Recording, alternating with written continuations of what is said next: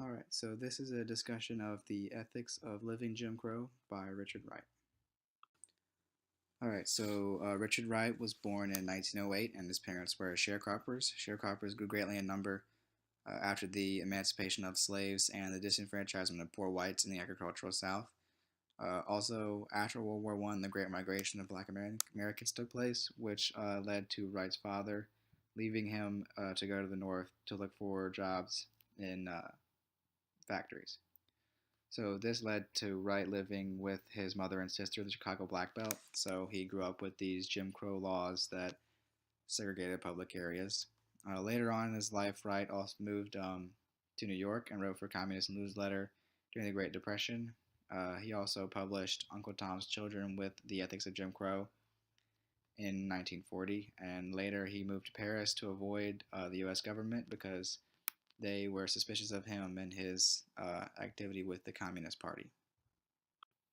So, in writing The Ethics of Living Jim Crow, Wright tells a story in which he learned numerous lessons as a result of growing up in a heavily segregated community. One of the first lessons comes when he's a young black boy and gets in a fight with a group of white boys. So, usually, when these fights happen with him and his black friends, they would just throw rocks at each other. But in this case, the white boys started throwing glass bottles at them. So, he seriously got injured when he got hit with a glass bottle, and he thought his mother would be on his side, but she actually told him that he was lucky to be alive and to not bother the white boys anymore. Um, he also learned many lessons while working on the job. One of his first lessons came when he worked with Pease and Morey. So Pease and Morey accused him of not saying sir, or actually Morey accused him of not saying sir to Pease. So if he said he didn't, then he's calling Morey a liar, and if he said he did, then he didn't say sir to Pease. So he's in a very bad situation. So they forced him to leave. He also learned while working as a bellboy. So when he was a bellboy, he would serve the people in the hotels. So a lot of the prostitutes were in the hotels, and a lot of that went on in the hotels. So he learned to not look at the white women as they were not clothed. And later on, he moved to Memphis, where he learned a new style of Jim Crow. It essentially where it was a more subtle brutality. So he learned to lie and steal in order to get food and get ahead in whatever little ways that he could. So, in writing this selection, Wright not only proves that black men can write well, but he's also trying to create a change in his community. He's attempting to stir things up with the current relationship between blacks and whites.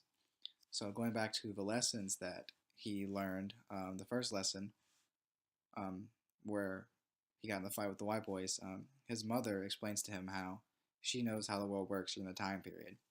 So, a rebellion against the white man can lead to the death of black people everywhere. And so she just wants to live her life under the radar and try to just gain what she can. And a rebellion against the white man is detrimental to her. Also, in the encounter with Pease and Morey, Pease and Morey were threatened by Wright because he was basically more educated and was he had a yeah, he had a greater desire to learn and grow, while the Pease and Morey were projected as uneducated, as seen in in the selection. They had very southern accents and they were sounded very uneducated, so they were threatened by his ability. So they forced him to leave. Uh, he also learned about the treatment of women when he worked in a clothing store and how the clothing store owner just beat up a woman and then act as if nothing had happened. So he learned that women are beaten regularly and they're lucky if they're not raped or killed. So, as a result of growing up in the Jim Crow South, Wright learned a good bit of rules. The first rule was to not aim above your situation, which is seen in his encounter with Pease and Morey. Another was to not mix in a white man's authority. The third rule was to always say "sir" to a white man, which was seen with Pizamori, and in another situation with when he's walking his bike home, and a group of white men in a truck ask him if he wants to ride home, and he does, and he doesn't say "sir" when they ask him a question, so they kick him off the truck and beat him up.